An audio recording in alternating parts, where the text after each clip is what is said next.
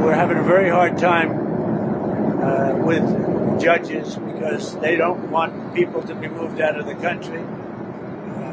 Shockingly, nobody's ever had this before, no other president. There's never been a time when this has ever become an issue, where they talk about due process, when you have millions of people that you're moving out, and you have a judge that wants every single one of them to have a trial. That's not what it's about. That's not what our country's about, and that's not what I got elected on. We have hundreds of thousands of people that we want to get out of the country, and the courts are holding us back. Some judge that nobody ever heard of is holding us back. It's Ken Harbaugh with the Midas Touch Network. They are coming after judges. What gets me most about President Trump's comments here is his surprise that, quote, the courts are holding us back. That's why our courts exist. They are definitionally a check on the other branches, but especially a check on executive power. I guess it should not surprise me that our president does not understand the basic concept fundamental to our system of government of checks and balances. But it is in keeping with his imperial attitude towards the presidency. He's not even hiding it these days. In an interview with The Atlantic that was just published, he actually said on the record, "I run the country and the world." I think Donald Trump is in for a bitter surprise. He is about to find out that he does not run the world, much less America. Globally, he is being made a fool of. Just look at the resounding defeat of the Trump-aligned party in Canada's recent election.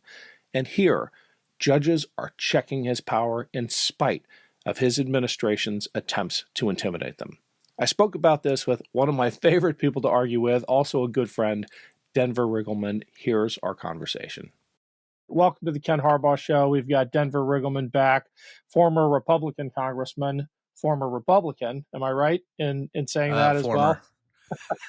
Well? From Virginia, who's been a constant thorn in the side of MAGA and Trump and paid a price for it. But Denver, we got to talk about the assault on the judiciary. It's taken many forms, but the latest outrageous example is the arrest of this judge in Milwaukee, Wisconsin. We're not going to litigate that. The facts are still coming out, but what we do know is that it was theatrical for a reason. They perp walked her down the steps of her own courthouse in handcuffs because they want judges to be intimidated.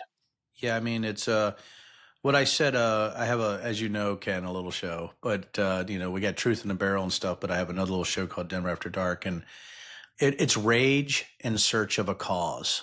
And I think when you have an unreasonable reaction to something, I think it's this sort of hyperbolic, autocratic look at how things should be. So they've been looking for somebody to go after for a long time. And I think it's Judge Hannah Dugan, right? Out of Wisconsin. So I think what you're saying right now is that you're right.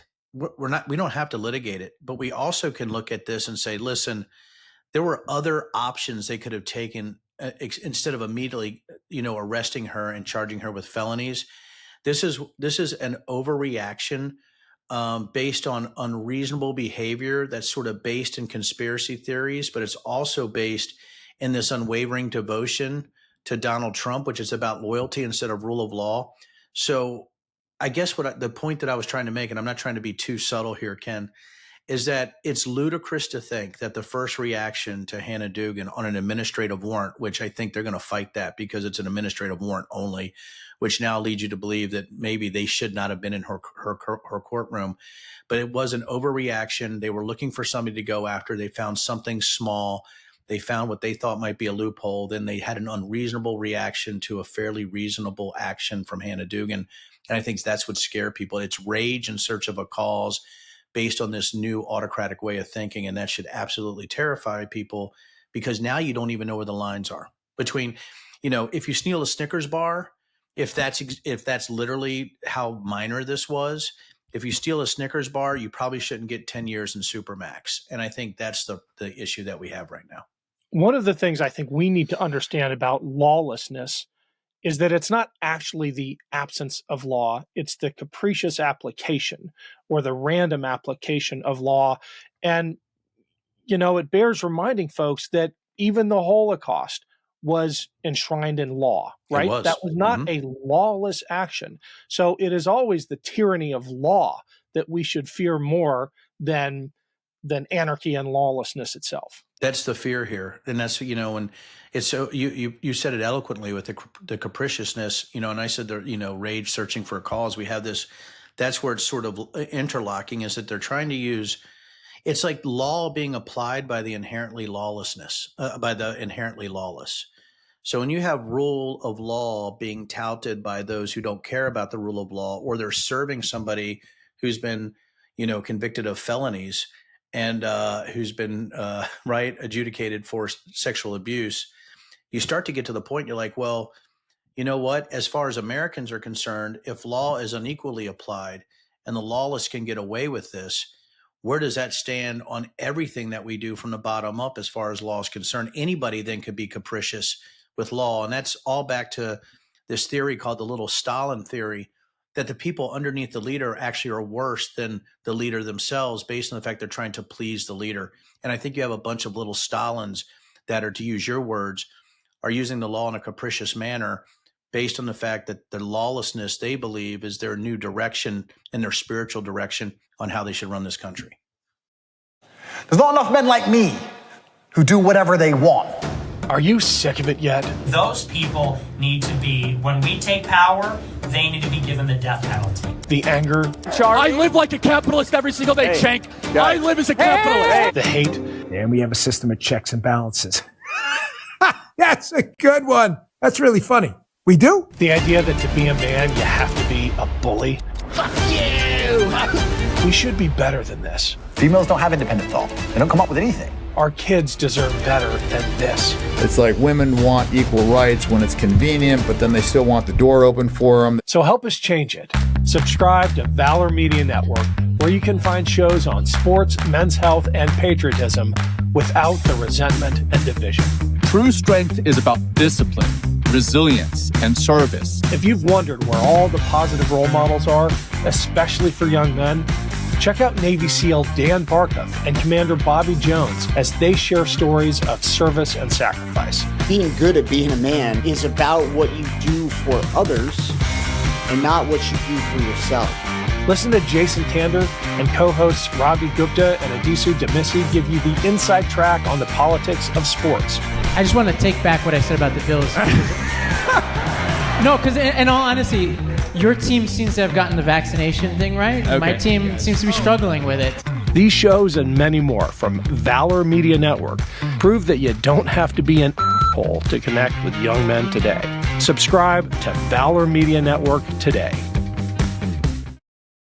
Trump and Stalin have so much in common at a psychic level. And I would love your perspective on this as someone who has studied conspiracy theories, who has been inside the tent, right? You've been a Republican. You understand how this world operates. And there's this new story out about Trump's inner circle and how they are increasingly tightening around him and just telling him what he wants to hear. And this came out because of his cratering poll numbers and his belief that that's all fake and that the country actually still loves him. I mean, this is Stalin-esque behavior. Even Stalin was smarter than Trump. And, this goes hand in hand with them still thinking that all of these rallies that you're seeing around the country are paid by George Soros or other Democratic organizations. Where's my money? Right, yeah. It's so ludicrous. But, we're in a conspiratorial nation. We're in superstition nation. And 77 million people were in the thrall of things that were not true. I had somebody talking about January 6th the other day.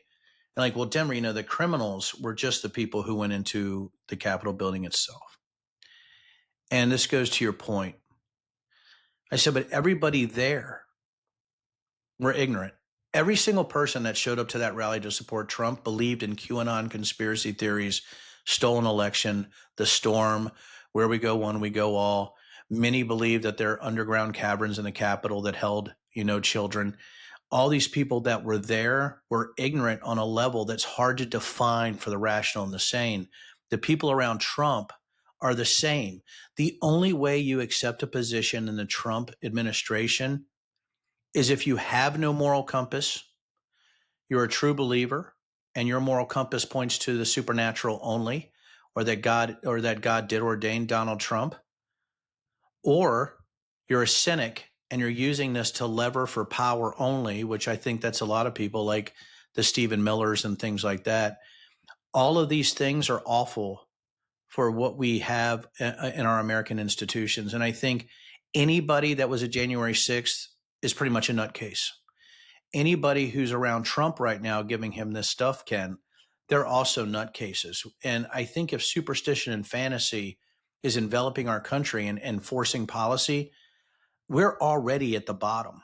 Now, I've always said it's going to get worse before it gets worse, Ken, but at what point do we realize that it isn't getting worse? It is here. And I think, Ken, when you talked about the capricious application of the law, when you're talking about the people around him, we are in this space right now where crazy is defined as rational and the sane are attacked as the irrational. And that is an absolutely frightening place to be. Yeah. Can elections fix this? I mean, if we turn out in the numbers we need to in 2026, and it's hard to imagine 2028, right? But let's imagine it. Can elections fix this? Because that's really the only feedback loop that seems like it will break through to MAGA. I don't know how blunt or controversial you want me to be. Maybe well, soften it because we need hope. We try to. I'd rather hope than no hope. On a me and you note. know in the military that hope is not a viable course of action. Right? So, right, there's that. Right. That's true. And then the other thing too for me, Ken, I think elections can, to a point, maybe start to turn the ship. I think what you have to do is you have to find people that are rational and sane and realistic on what policy is. I don't think I was reading something yesterday. Gosh, this question is so good. I was reading something yesterday about the Democratic messaging, and they should just be ambiguous and let Trump sort of fail himself based on they really have no policy, right? But they do have a policy. But, the Republicans are following a specific policy line. And I'm sort of, my mind's blown. Like, you actually sort of have this path of, you have red states where they're Medicaid and Medicare and Social Security are being threatened to be taken away. You have farmers that need subsidies because of the tariffs. You just saw Trump have to backtrack on auto tariffs. You see all the things that are happening right now. The punches are being, telegraphed. You have this amazing opportunity, and instead we have everybody touting a more far left progressive look. America is not built that way. And my mind is blown that this two-party tribalistic system always has to go one way or the other based on the fringes of the parties. So yes, I think elections can help fix things, but it's institution, rule of law, truth, and facts. And I think that everybody needs to realize that this country ranges from center left to center right. But if you have a disinformation ecosystem like the far right has, they're turning people into where they think the crazy is normal. And again, I don't know if the AOC Bernie side or this whole other side of progressivism is going to be the thing that actually turns the tables. I think, again, we got to find the sane and the rational to get into these election paths and start trying to change things based on institutional integrity. That's where I'm at right now. Well, we'll have to leave it there, Denver. Thanks. You're welcome back anytime. Thanks, Ken. I love being here.